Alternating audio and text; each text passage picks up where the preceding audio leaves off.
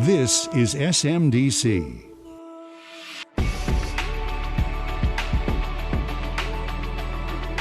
Hello, everyone, and welcome to episode 18 of The High Ground, U.S. Army Space and Missile Defense Command's official podcast. I'm Ronald Bailey, a.k.a. Beetle. It's late October 2023, and this month marks a very special occasion in SMDC and missile defense history as the 20th anniversary of the activation of SMDC and the Colorado Army National Guard's 100th Missile Defense Brigade, one of SMDC's 4 major subordinate elements. For 2 decades now, this multi-component Army National Guard Brigade has protected the nation 24/7, 365 against the threat of the most powerful weapons on Earth, nuclear-armed intercontinental ballistic missiles. For this episode, we're going back to learn about the earliest days of the brigade, and to some extent its major subordinate element, the Alaska Army National Guard's 49th Missile Defense Battalion, because their histories are so closely intertwined. We'll reach back to a time a little before the brigade was even activated in 2003, and certainly before the Ground-Based Midcourse Defense system they operate was declared operational in 2004.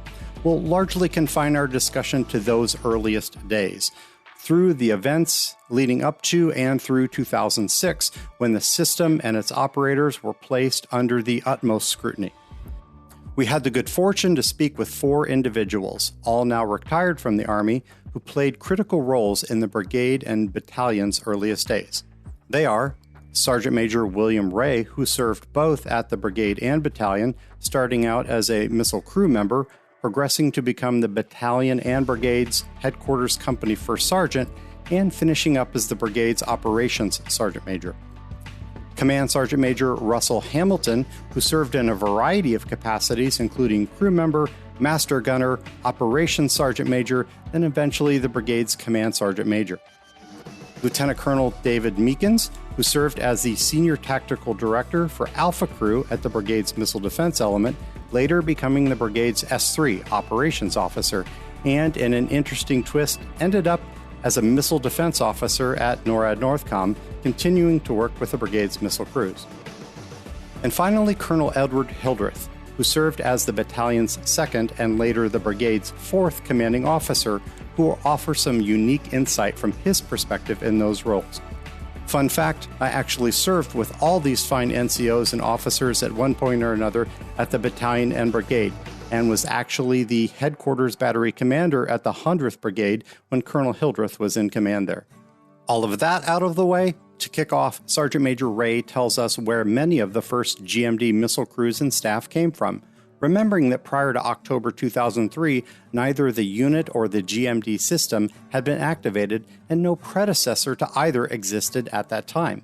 It's also important to note that as a National Guard unit, soldiers had to volunteer to join the unit. They couldn't simply be assigned as soldiers in a regular Army unit are.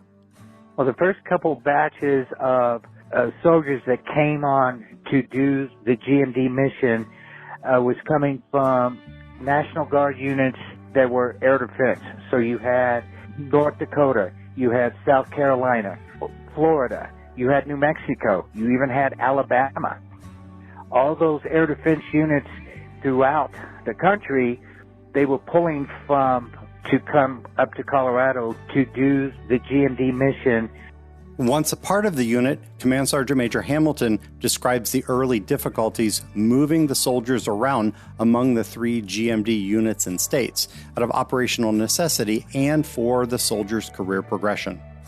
Kind of think about where we came from. We started with a organization that was split across 3 different Guard states, right? With Colorado with the 100th Missile Defense Brigade, and Alaska with the 49th Missile Defense Battalion, and California with Detachment 1 of the brigade. And the uniqueness about the National Guard is you are assigned as a soldier within that state National Guard, and yes, the state can PCS you other places within that state's boundaries, but me being able to take a California soldier and PCS him, permanent change of station him to Alaska, something unheard of in a Guard capacity. But when you have this very finite skill set of missile defenders that I need to be able to transition soldiers between these 3 states for the longevity of the brigade, for one, but also for the development of the individual soldier is another. We have to have that capability. And so this was a lot of paradigm shift for the National Guard. They had seen it on some other scales through some of their units, like some of their special forces units, but never really applied it to grassroots MTO type of units.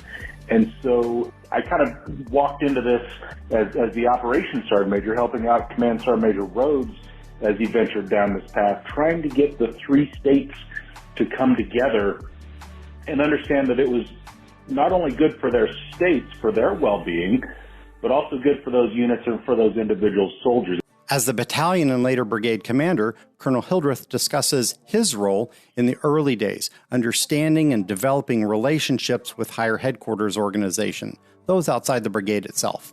I think first and foremost, appreciating the command structure of how the mission is executed is paramount. And so that was a learned behavior, and appreciating the Army Service Component Command, Space Missile Defense Command, their role under STRATCOM to man and equip and train, the operational aspects of U.S. NORTHCOM and their responsibilities to defend the homeland and our role in that critical role. And oh, by the way, the soldiers that reside on mission at Fort Greely in Colorado Springs and California, they belong to the adjutant generals of those states, and that relationship is sacrosanct. And so I spent a lot of time and energy understanding those relationships, building those relationships, ensuring those general officers had confidence in the leadership of the battalion, because at the end of the day, their support was critical in the mission, ensuring that we were manned properly, that we had the right equipment, that we had the right people and the right training. And so again, something I learned, not the hard way, but it was certainly a learned behavior that was important just for me, but for the follow-on commanders after me. Switching the conversation to a more operational focus, Lieutenant Colonel Meekins highlights what those very early days were like for missile crews, preparing themselves and the GMD system for its eventual activation. Well, I was there before the brigade was the brigade. So I arrived in 2003, March of 2003. I was selected as a director, and then everybody started coming in, and we started the GMD course. We had a basic course, then we had about 4 or 5 months of just training, doing runs, and then we had an advanced course. And so we would do runs for months, just training. And so I would guess or estimate that we probably did 1,000 runs before we even took crew on 1 October 2004. Expanding on that last bit from Meekins, Sergeant Major Ray describes just how many training runs, that is simulations, the average crew did during a shift and the impact that intense level of training had on the operators. When we were on our crew cycle, we would do at least 5 or 6 runs per shift. So you knew how the system was going to behave. It was muscle memory. You knew exactly what to do, and you didn't even really have to think about it. As mentioned before, GMD operations and the GMD system itself was brand new. That meant a steep learning curve for everyone. For their part, the soldiers needed to understand the system, determine roles and responsibilities for each crew member, and the tactics, techniques, and procedures necessary to conduct engagements. Equally as important was the development of the GMD system and its fire control software. There was a lot of work to ensure the system itself worked and provided information to the soldiers on crew to make decisions in real time. Meekins explains this in detail. That was a very interesting time when the Missile Defense Element and the Fire Direction Center were conducting training scenarios with graybeards. And what I mean by graybeards, these are retired admirals and general officers. And we would have exercises for the first couple of years. And the whole point was looking at the soldiers and how they were fighting the system. TTPs or the shot doctrine that came from United States Northern Command. Well, what would happen is we would do these training scenario runs, and then we would walk into the briefing room at Schriever, and it was like a murder board. And you would have all these graybeards and then 500 contractors sitting behind them and asking you, Colonel Meekins, why'd you do this? Sergeant so-and-so, why'd you do that? The focus changed from the crews and being concerned about crews versus the system, because the crews could fight. And so they started worrying more about the system. The crews will do what they need to do to engage the threat. And so you had the initial 10 crews, 5 at Schriever Air Force Base, 5 at Fort Greely, had a lot of input in where the system was and how it moved out in the first couple of years. Next, Ray and Meekins explain how and just how much the crew's input changed future builds of the fire control system software. So the warfighter input, there was a procedure for it. If you felt that the system needed to do this or you wanted to see this, you could actually put up an official request to the contractors that worked on the system. So on later builds of the software, you would see what you had requested. I can tell you now that it's very different. I was just recently at Fort Greely and was able to sit with the crews up at Fort Greely and how they are now fighting. And the vocabulary is different. The actions are different. But it's still the same fight. But I'll tell you that I am so impressed with the crews today and the number of threats they are able to engage and how they form as a unit. Largely unnoticed the first couple of years of its existence by most within the Department of Defense, news organizations, and certainly the public at large, an event in 2006 catapulted the brigade and the GMD system to global awareness. Just having taken command of the 49th Battalion in Alaska a few months prior, Hildreth explains. I remember that well. I remember the experience well. You know, it reminded me of you're never given the problem you ask for. And so when I took command in mid-May of 2006, I certainly never envisioned that shortly after that, over probably the next 60 days, the world and the battalion would watch carefully the preparations on the Taepodong 2 launch site in North Korea as they prepared to launch a potential, nuclear threat. You certainly don't know, and it's not something that you take lightly. And so that quickly, I believe, was a turning point in terms of both readiness, commitment to the mission, and I think our soldiers' laser focus on how important what we were charged with doing for the nation. And so I remember that time and certainly won't forget when that was launched on July 4th of 2006. And thankfully, we were ready. The missile failed and went into the Sea Japan, but it demonstrated that our adversaries threaten us and continue to do so even today here, 17 years later. Hamilton explains events leading up to that 2006 North Korean ICBM launch from his perspective in Colorado. So thinking about when America and really the world kind of figured out what GMD was, we were doing a lot behind the scenes, getting this unit, getting this system ready for operations to meet President Bush's National Presidential Directive, NSPD 23, wanting this system operational by 2004 and flipping the lights on in the MDE and the FDC on 1 October and going operational.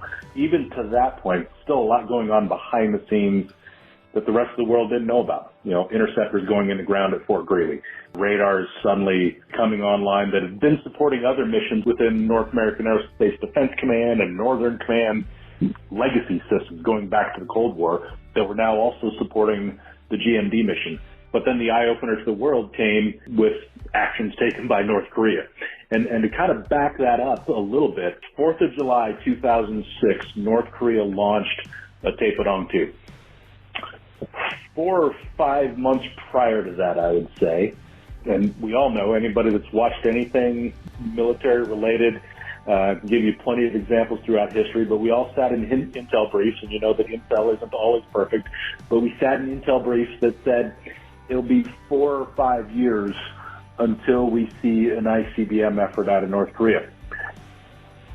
4 or 5 months later, North Korea launched the Taepodong-2 for the first time. Now, fortunately, that launch ended in failure, but I can tell you there were soldiers ready that very moment to take action against that threat. Fortunately, the system did not end up coming into play. And I say fortunately, not because I don't believe in the system. I absolutely believe in the system. I say fortunately because I don't want the United States to ever undergo such a threat. Meekins then explained his perspective while assigned temporary duty to monitor and control the GMD interceptor missiles and other assets at Vandenberg Air Force Base in California during the summer of 2006. The first Taepodong-2 launch was a very interesting time from my perspective. The brigade commander was rotating soldiers out to Vandenberg Air Force Base. And at that point in time, I had been rotated as the officer in charge of our little group.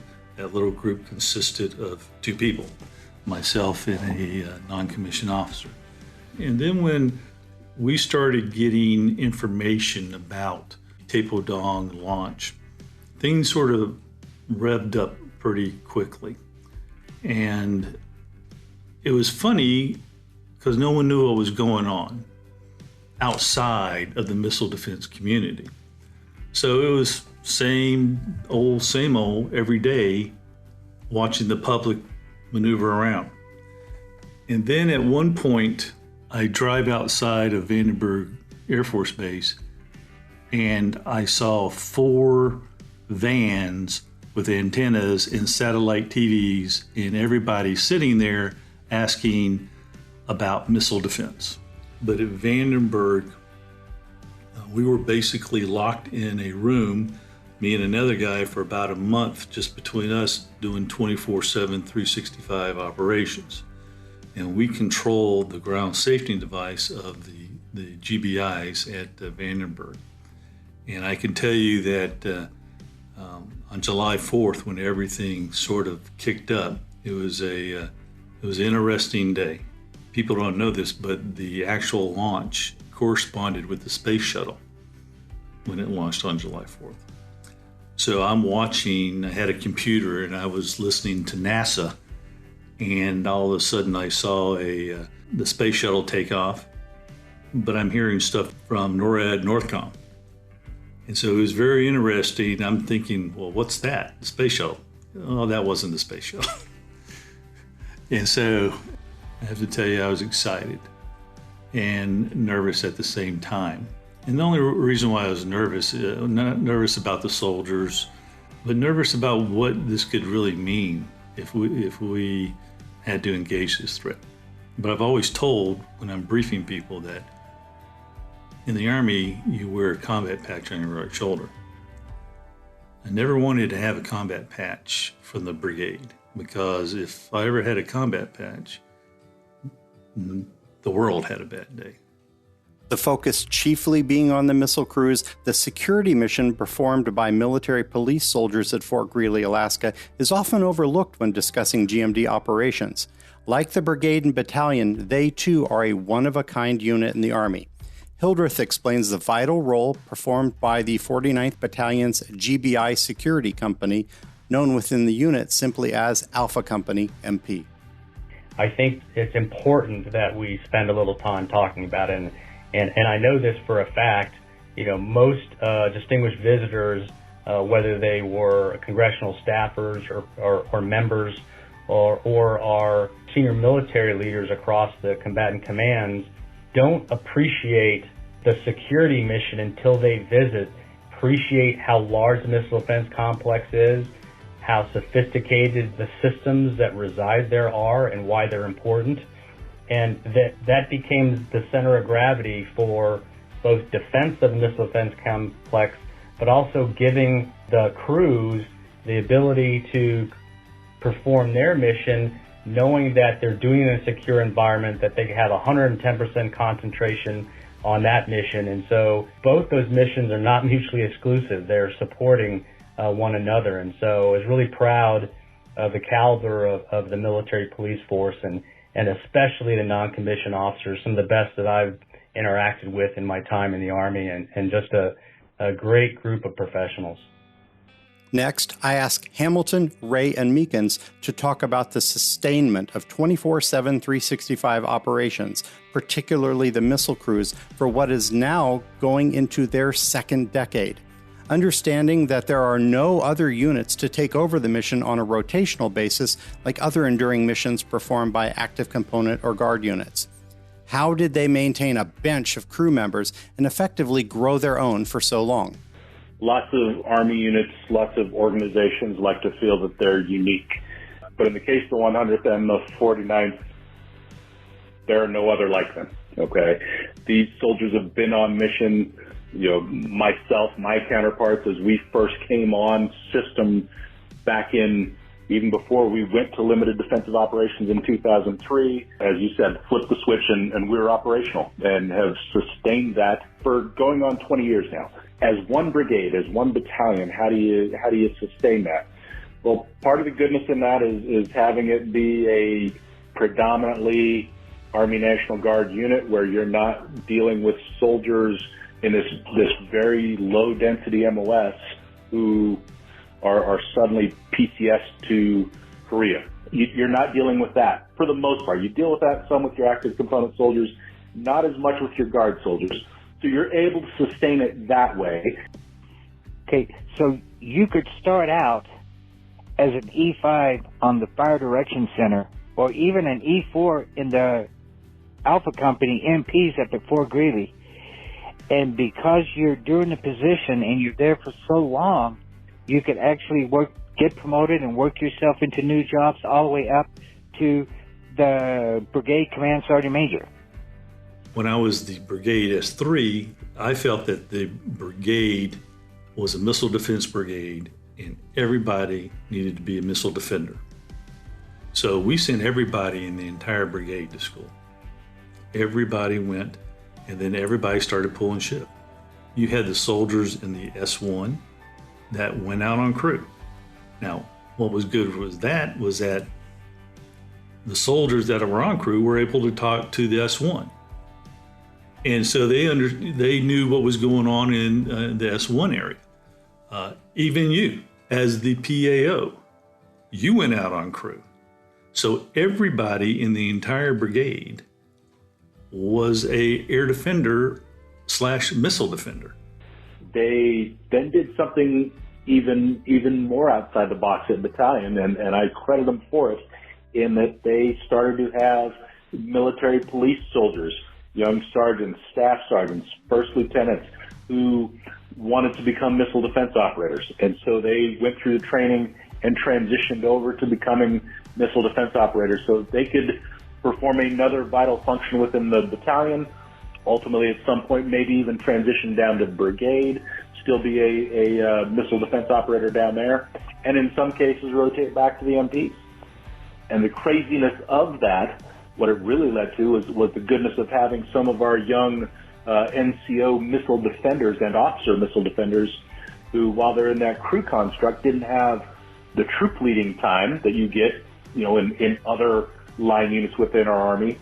Well, they went out and they transitioned to become military police soldiers and led troops on the ground guarding the missile defense complex. I then asked Hildreth if the enduring nature of the mission strained or otherwise caused issues with higher headquarters elements. To the contrary, this is what he had to say about it. Yeah, when I was in command, both in 2006 and in 2012, the Army is busy, focused on counterterrorism operations in the Middle East, and there was a lot going on. But I can tell you there was never a wavering of the level of importance and emphasis and leadership provided by our most senior leaders in the military on the mission, because, oh, by the way, the threat has never gone away. And some would say it has increased disproportionately over time. And so I think that is important, it's critical, and it is, I think, encouraging to know that type of leadership mantra is enduring. I followed that up by asking about the multi-component nature of the brigade. GMD soldiers frequently discuss the differences, but in that, advantages of having both National Guard and active component soldiers serve together. Hildreth had a little different take on it. Yeah, I appreciate the question, Ronald, talking about a multi-component unit there at the brigade, with soldiers serving both in a Title 32 and Title 10 status. But I always felt like in terms of the mission and day-to-day operations, that was seamless and transparent. And what I found was that, we all wear U.S. Army over our heart. And so I really didn't distinguish between the two. And frankly, I don't think the casual observer would be able to distinguish either. And I actually found that the experiences the active component had serving in the mission, appreciating what it's like to be a citizen soldier, both, whether in M-Day status or in a Title 10 status, I think is very important. And I think they leave there with a much better appreciation and maybe even respect for the National Guard. And so to me, that's valuable. That's priceless as they go and move on and potentially become senior leaders within the Army ranks. And so I think that's a smart design, and I think it benefits the Army readiness overall. To follow, I asked Ray and Hildreth about the culture of the 100th Brigade, including the 49th Battalion, and the personality of its soldiers. How did the nature of serving on missile crew and being assigned to a one-of-a-kind unit tasked with the defense of the nation against ICBMs set them apart from other soldiers? Yes. When you spend 2 days, 2 swings, 2 minutes with the same people and you work day in and day out with them, you create a bond. We were always together on crew, and then there'd be sometimes we'd have barbecues or we'd have, just outings that we'd sometimes go together because we were always together. I'm still very close friends with a couple of the crew members that I first came on board with 15 or 20 years ago. That's an intriguing and provocative question to answer, and I think I'd answer it this way. The uniqueness, you asked about the personality of the battalion. An interesting way to ask that is the uniqueness of the mission and its importance brought out the best, not only of the defenders in the Fire Direction Center, but of our military police that played a pivotal role in defending the missile defense complex. And so I think that's how I would describe that the mission, the uniqueness of the mission, the importance of the mission drove a level of competence and seriousness that permeated throughout the battalion. And I would, again, I'm biased, but I would assess the readiness and professionalism of the soldiers that I serve with at the very top of any formation in the Army. Starting to wrap up my interview, I asked each of them to talk about the pride they felt having served in the 100th Brigade. For most, it was an emotional and rather raw moment of the interview. Here's what they had to say. For me, I am most proud of the soldiers and how they conducted themselves and how they learned. It was amazing watching the soldiers dig into the system and wanting more information. I mean, it was very interesting. I've never seen anything like it. And watching and looking back, that was very, you just didn't do that in the military that much. I mean, you had an operations order and you knew how to do it. For GMD, it could change on a dime. Every day was a different experience. And I think that's why so many soldiers that have been in the brigade and been in the battalion love that job. And it's because of what you do every single day. I mean, there's not very many people that can say what they do and as far as their input into protecting the United States of America. Yeah, so I'm very proud that I'm part of that legacy.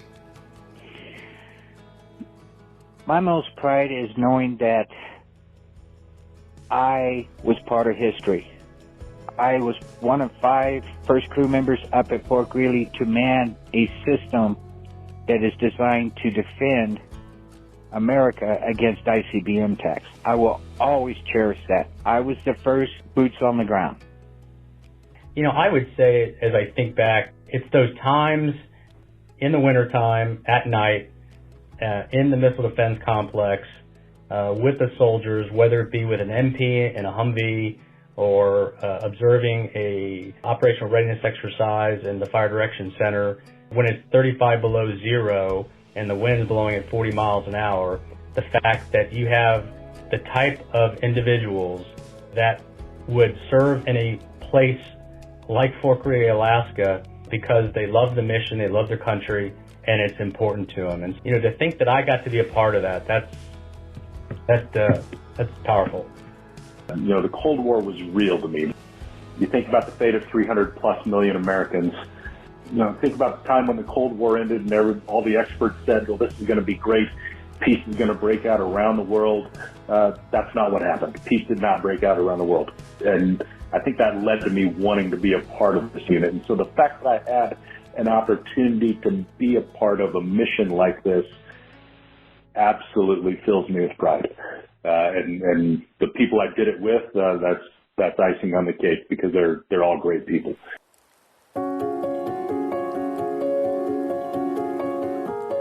Saving the most powerful question for last, I asked Colonel Hildreth to articulate why this all mattered. Was it worth the expense and years of each soldier's life to be a part of this unit and this mission? I think to a person that has served, whether at Fort Greely or at the brigade headquarters, there is no greater calling than to defending the nation, because after all, you know, the system's there to provide strategic deterrence for this nation. And so I think, you know, if you remember, I'm looking at the coin right here. Actually, I'm holding it in my hand, sitting at my desk in Washington, where it says, defending the homeland, none shall pass. And I think all of us who have served and have held this coin probably have the best appreciation for why the system's important, why it's necessary, and that I hope we never have to use it. But it's because of the men and women who man the system that we're able to say that. Over. To learn more about the 100th Missile Defense Brigade and SMDC's people and missions around the world, join us on the web at www.smdc.army.mil. From the High Ground Podcast, I'm Ronald Bailey. Happy anniversary to the soldiers and families of the mighty GMD Brigade. None shall pass.